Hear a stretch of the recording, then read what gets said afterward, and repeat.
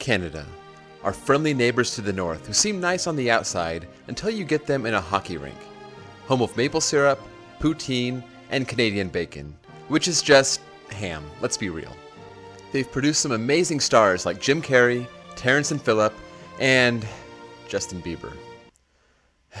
Thanks, Canada. Oh yeah, and Avril Lavigne. And totally redeem yourself! And the biggest park in the entire nation of Canada is Canada's Wonderland in Vaughan, Ontario, which is about 30 minutes north of Toronto. This was my first international park, my first drop track, my first Bnm Giga, and my first Zamperla Volaire. Today I'll be looking back at my experience at Canada's Wonderland on Thursday, July 12th, 2018.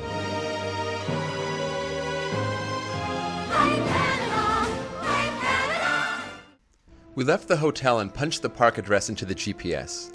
We were trying to avoid toll roads since we didn't want to mess with the automated toll roads in Canada, but the route we were sent on took us forever to get to the park even though we were only a few miles away. Also, we ended up in the employee parking lot, so we had to circle around and finally find our way into the main parking lot, which totally blew up our plan to get there at rope drop. We waited forever to park, and we had to wait in a huge line to get into the park. We had been having great luck not buying flash passes for the first week of the trip, so we were hoping we could avoid it this time also. I decided to get a ride on Wonder Mountain's Guardian first, because I felt that it would draw a big line later in the day, and the line was short, but it was extremely slow. This ride is barely a coaster. It's more of a dark ride for the most part, but the drop track was amazing and completely unexpected, so I walked away pretty impressed with the experience. So we walked over the bridge in front of Wonder Mountain, which serves as the centerpiece of the park, over to the well-themed medieval fair section to ride my first Bnm Giga Leviathan.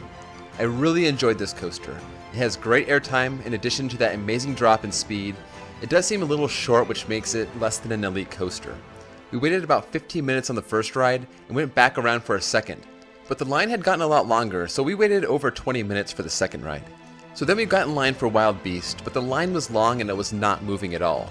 So we realized that with 15 coasters in the park, and the way the queue lines were filling up, we needed to break down and get the Fast Lane Plus.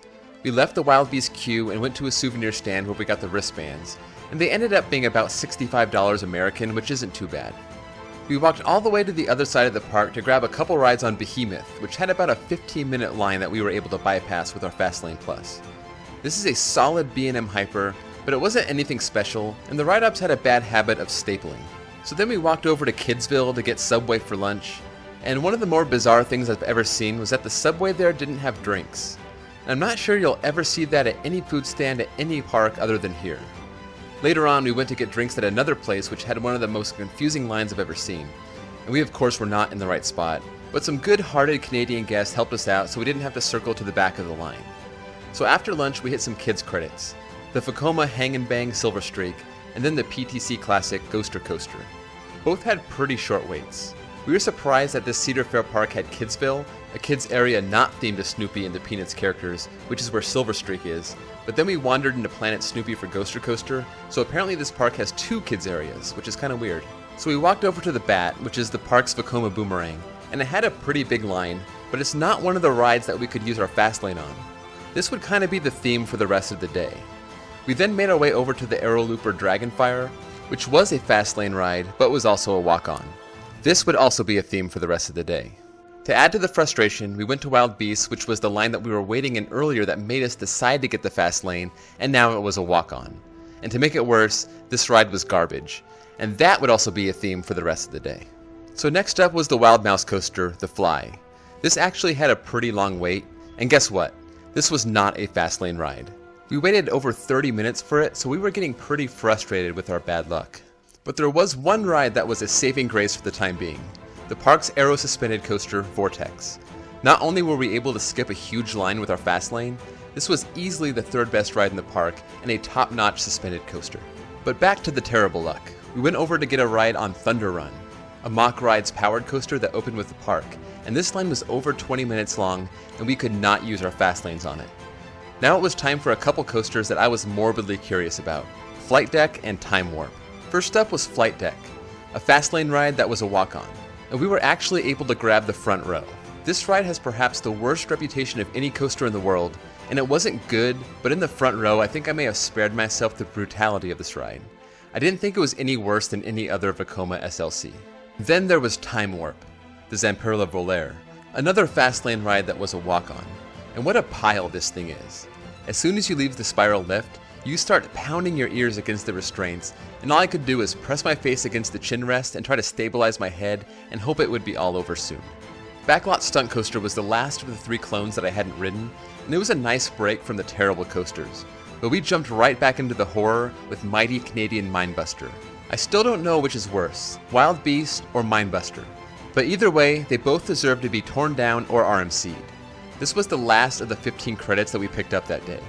I wanted to get on Sledgehammer, but we were on a time crunch, and I wanted to get a couple more rides on the Bnm, so we skipped it. We ended our coaster riding day with 2 rides on Behemoth and 2 rides on Leviathan. Both had short lines, so ultimately our Fastlane Pluses turned out to be a waste of money. They did help us out a little bit, but not worth the money. We got chicken tenders and fries from the Chicken Shack, which were actually pretty good. We got our souvenirs, and we got out of there a little after 6 since we had a couple-hour drive across the border to get to Darien Lake the next day. As for my thoughts on this park, it's absolutely huge and it has a ton of rides. It's really too bad that at least half of those coasters are absolutely terrible, and it seemed like it was a combination of bad coaster and family coaster over and over again to knock out all of the credits. For that, this park does not rank very high on my list of Cedar Fair parks or parks in general. This park has some well-themed areas, especially around Leviathan. The front of the park is beautiful, and it has some interesting flat rides that I was unable to get on. Their top 2 is good, but not great. I hate to think what people who visited this park prior to 2008 had to go through, with Vortex being the best ride in the park before Behemoth was built. Yukon Striker will be a great number 3, and I'm glad this park is getting another quality thrill coaster. The next no-brainer move would be to RMC either Wild Beast or Mindbuster, or just remove Flight Deck and Time Warp and use the land to build a Gerstlauer Infinity Coaster. I know they aren't necessarily able to RMC their coasters because of Canadian law barring foreign companies like RMC from doing work that a Canadian company can do, but one or both of those coasters could really use RMC's attention. So here's the final ride count. 4 on Leviathan, 4 on Behemoth, and all the other 13 coasters I rode once. The biggest surprise was the drop track on Wonder Mountain's Guardian. It's not a great surprise, but this park really didn't do much in terms of offering positive surprises. The biggest disappointment was just the way the day went with the Fastlane Plus, and just how many of their coasters don't allow you to use your Fastlane. I'm definitely planning a trip back here in 2020 to see if I can get a better experience at this park, because this park definitely has a lot of potential, and I think I just caught it on a bad day. So let me know what you think of Canada's Wonderland, and how the park can improve in the future. Also be sure to like this video, subscribe to my channel if you're new here, and I will see you guys all next time.